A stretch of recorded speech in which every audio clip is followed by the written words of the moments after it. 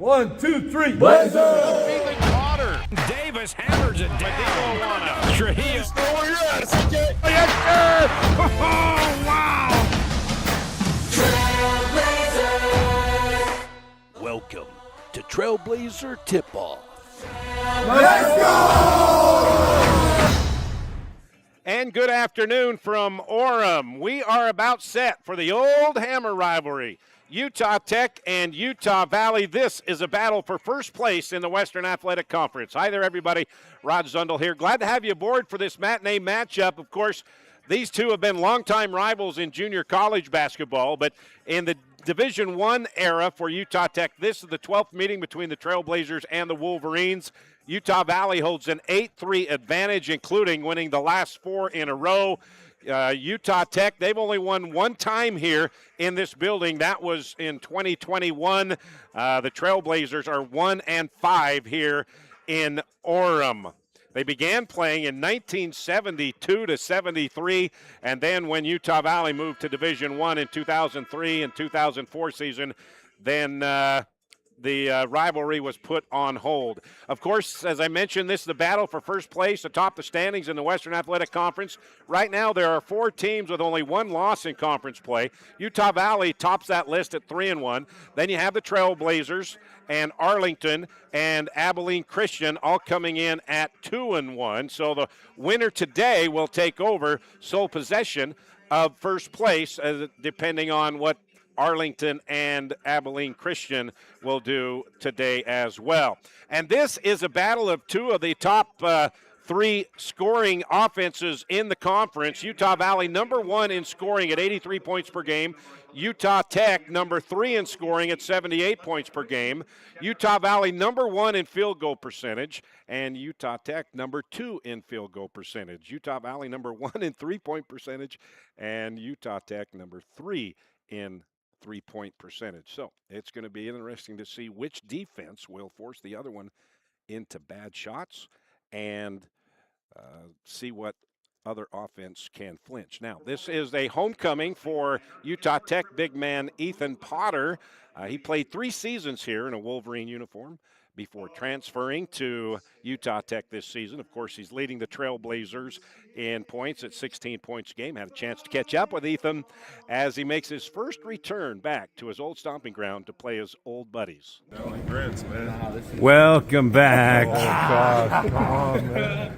Really interesting. It's kind of hard to know how it's going to be until we actually get there to play them. I still talk to a lot of guys on UVU, all my teammates from last year, and so it's going to be fun competing against them, and it's definitely going to be my most important game so far this year. How weird was it walking into the arena and knowing that you weren't going to the locker room that you had been going to the last 3 years? It was really weird, and staying in a hotel in Orem, it's not the same, and it'll be weird warming up on the opposite side of the court as well. And How about Tanner Davis to Ethan Potter?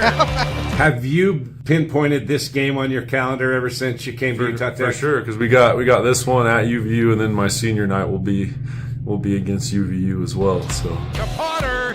Oh, what a play. Now, you're not much of a trash talker, but how much are you going to talk to these guys when you're running up and down the floor, especially if you dunk on one of them? Yeah, I mean, it may not be necessarily trash talk, but there'll definitely be some conversations and just little jabs going out throughout the whole game. Last year, as a member of Utah Valley, you did not lose on this floor. So you might as well keep that streak going and not lose now in a different jersey, right? Got to make it since my sophomore year since I've lost here. So what would your perfect scenario be for your return to the place you spent 3 seasons? Definitely to just get a win, and I mean, perfect scenario would be me hitting a game winner again. But I mean, we all can't draw it up exactly how we want to, but just ultimately just getting a win. Yeah, now Ethan says he's never lost on this floor. So, in fact, Utah Valley, they're 8-0 this year on this floor. Overall, they have won 20 straight home games. And get this, during that 20-game home winning streak, Utah Valley's average margin of victory, 28 points. And in the 8-0 here this year, their average margin of victory, 16 points. And in 13 of the 17 games that Utah Valley has played so far, they've held their opponents under 70.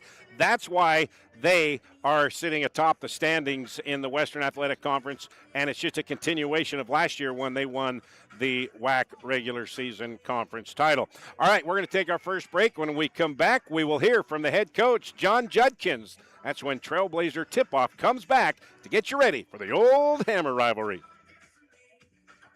Welcome to Utah Tech University. From classrooms to cliffs and lectures to lakes. Here, we celebrate active learning, active life.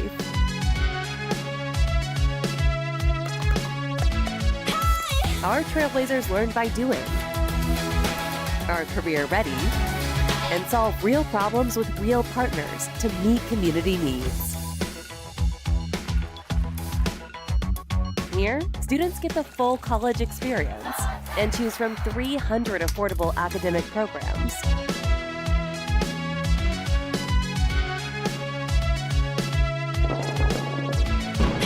All in one of the most stunning destinations on Earth. With this as your backyard, life is just as active as your education.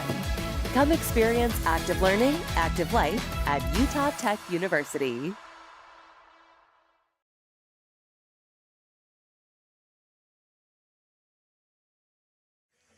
All right, Trailblazers back out on the floor as we are counting down the minutes until tip-off. Utah Tech and Utah Valley, the 12th meeting in the old Hammer rivalry, and this will be the final meeting as conference opponents here in this building, as, of course, next year Utah Tech will be members of the Big Sky, and Utah Valley will move on to the Big West. We will play each other again 2 more times in St. George later on in the season. So Utah Tech coming off their first conference loss Thursday night at Cal Baptist. They did some things well. They shot 48% from the floor. They shot 6 of 18 from three-point land, only turned the ball over 9 times, but they were out-rebounded by a total of 14, and they allowed Cal Baptist to have 17 offensive rebounds, which resulted into 24 second-chance points, and a lot of that has to do with their domination in the paint.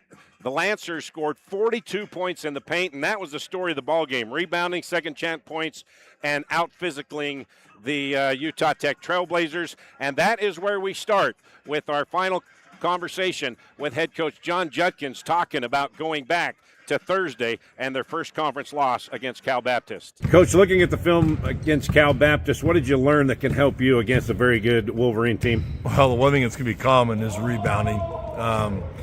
Giving up 17 offensive rebounds killed us. They Utah Valley, talking about them, they got 16 offensive rebounds against Southern Utah. So that's something we showed them over and over and over again. And the sad part, Rod, is they're there. They just got bullied. They just got pushed out of position. You got to get lower, and you got to be that guy that drives them out. We just didn't drive them out. And give Cal Baptist a lot of credit. They did a great job. They scored 30-some points on offensive rebounds.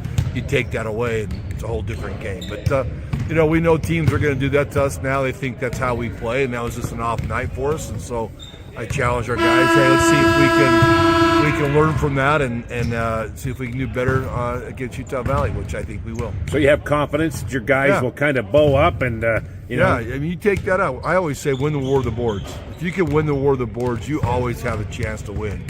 And even if you don't shoot well, you still always have a chance. And they beat us by it pretty good. So we gotta do that. And some guys probably haven't been taught that, but like Tony said in film session today, no matter what level you played at, they always taught you how to block off and how important block offs are. So I don't know why they decided not to block off. But that's something that Utah Valley is really good at, is getting more and more possessions. And that's what we want to do too, is get more and more possessions and maybe get fouled or hit three-pointers, because a lot of those offensive rebounds lead to threes. And that's what happened to us last night. So it sounds like you want to see a response from the other night with heart and with toughness. Heart, toughness, and be the aggressor. I thought we weren't the aggressor. They were. They came out like they were 0-3 in conference, and they had to get that win. That's how they came out. that's what we got to do on this game. Hey, we just lost one. We got to bounce back, and we're playing the two best teams in our league that were preseason first and second in our league. So what a great opportunity to come in and see where we're at. But again, it's a long season, and we know that. But this is a big rival game for us, and we play them. This is the last time we play them here, and then we play them at our place twice. So we want to play our best and share the ball and get back to the way that we played on last Saturday. All right, you notice a theme with that conversation with Juddy. Got to be physical today and cannot let them own the boards, especially offensively. And that's going to be a tough task because Utah Valley, number 2 in the Western Athletic Conference in total rebounds. Utah Tech towards the bottom in total rebounds. So, keys to the game. Defense. Cannot let Utah Valley get easy shots because in their 20-game home winning streak, they've been averaging 55% shooting. So the defense has got to be in the faces and not let them get anything easy. And then, of course, rebounds. Keep them, especially off the offensive glass, and just be physical. Kind of bow out your chest and get after it. We'll see if they can handle those two things, and if Utah Tech does, they'll have a good chance to come away with their second ever win in the Division I era here in Orem, Utah. So we're about ready to go, and once again, Trailblazers shorthanded. They, of course, Boston Harker is rehabbing a hip, and also Madiba Owana will miss the second straight game, and the Trailblazers probably going to have to get used to playing without Madiba for the near future until he can get back when he gets healthy. So we are set for the 12th meeting, the Old Hammer rivalry. Utah Tech and Utah Valley getting set to tip off here in Orem, Utah. Can the Trailblazers get the win and take over first place in the WAC? We're going to find out here in the next couple hours. Tip-off coming up next on the Fan Sports Radio.